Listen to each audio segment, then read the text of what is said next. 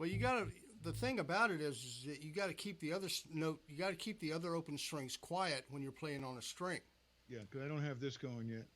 right? I don't have So, well, see, it's a combination of right and left hand, right? Now, when you're on the lower strings, let's say you're playing an open E, then the left hand should be like kind of lying over the, in a comfortable way, being lying on the A, D, and G strings. So if I play an open E, I'm touching everything but that open E. My thumb's lying on this bass. I have even more to keep up with. So I've got to keep this B quiet, and then I'm playing the open E, but my left hand's touching the A, D, G, and C strings. So the only thing that's going to ring is that. Now, actually, the issue that you're having is actually a good sign with that bass. That means that the instrument's resonating well. Mm-hmm. Because the vibration through the wood, I was just thinking to myself when you were playing the bass that bass gets a really good tone. I mean, I'm hearing it through the headphones and, through all this technology, but still the sound of I work with a lot of people, so I get a perspective on how things sound. Yeah. And, the tone you're getting is like, really, I was just thinking that bass sounds good. Well, So I've adjusted it the way you suggested last time, which is full up on these two controls. that's the way to do it. Keep full up and keep those pickups on evenly. Yeah. It's going to give you your best overall meat and potatoes bass sound on that bass. And then you adjust from the EQ from whatever you're playing through the mixer or the amp, whatever it is. Okay. But yeah, so I think what you're experiencing is actually an instrument that's really doing what it's supposed to do. In other words, it's reproducing those sounds, because if anything's not tied down, those strings aren't secured by one of your hands, it's going to vibrate, and you're going to hear it because the pickups will hear it. So one of the biggest challenges of playing an electric instrument like this, especially at high volumes, is to keep what you're not using quiet. You have to let this muting strategy be a part of your technical development and learning stuff, right? So we're not quite there with that yet.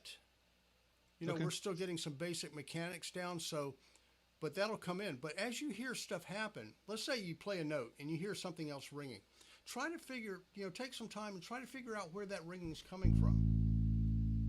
So, touch the strings individually and see, except for the string that you're playing, and see if it stops. And if you hit a string, if you touch a string and it stops, okay, there's a string that's ringing.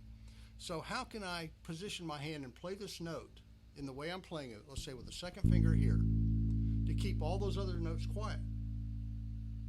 Well, what I do with my left hand, is that I let you see my left first finger? Yeah. It's just kind of draping over everything. If I'm playing a second finger on the E string, just let that first finger roll over on its side and touch the A, D, and G strings. And they won't ring. Now, if I'm playing, let's say, a second finger, 5th fret D string note. Right? So I play that note. Now, if I don't secure these strings here, all that stuff's going to ring. Yeah. So what I do is I use a combination of my floating thumb to where my thumb will be lying flat on the B, E, and A.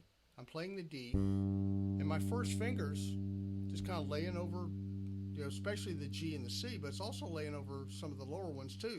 So I'm kind of getting a double duty on muting there. So when I stop that note, you don't hear anything ring. But if I don't secure it, listen.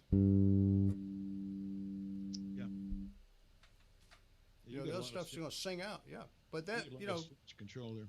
Yeah, but see, that means it's not your instrument. It's just controlling those strings, I think, is what the issue is. Okay. So, actually, to be honest with you, I think, if in terms of sound-wise, I think you got a good instrument there.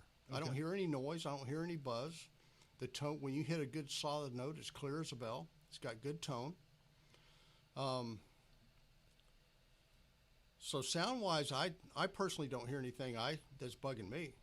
Okay. Now, you just got to make sure physically it's going to be comfortable for you to play, because your bass should be kind of like your favorite pair of jeans. When you put it on, it should just feel good. Mm-hmm. Because you can't change that if it doesn't. So one of the things I say when you buy a bass, the first thing you want to do is take your strap with you and strap it up and like wear it like you're going to play it. Because if there's anything messed up with that part of it, that's always going to be there. Every time you put on the bass, it's going to bug you every day. Right? So you want to make sure that when you put it on, I always, it's like your favorite pair of jeans. Yeah, it's perfect. Mm-hmm. Right? And then you want to make sure it resonates properly, which I think your bass does. And what I do to check that out is I go into a very quiet room with no amplification, and I play every note on the bass, note by note by note, and I make sure they just ring true and clear. Each one is just like the previous one. Because there are basses that have dead spots. They have frequency things about the way the instrument's made. Sometimes wood on a certain frequency, it just won't resonate. So you have like a da, da, da, do, da. It just, it'll just sound very different than the other notes. Well, that's not good. And that's another thing you can't change. It's always going to be there. So basically, if I'm buying a bass and it passes those two tests, then everything else you can deal with. Mm-hmm.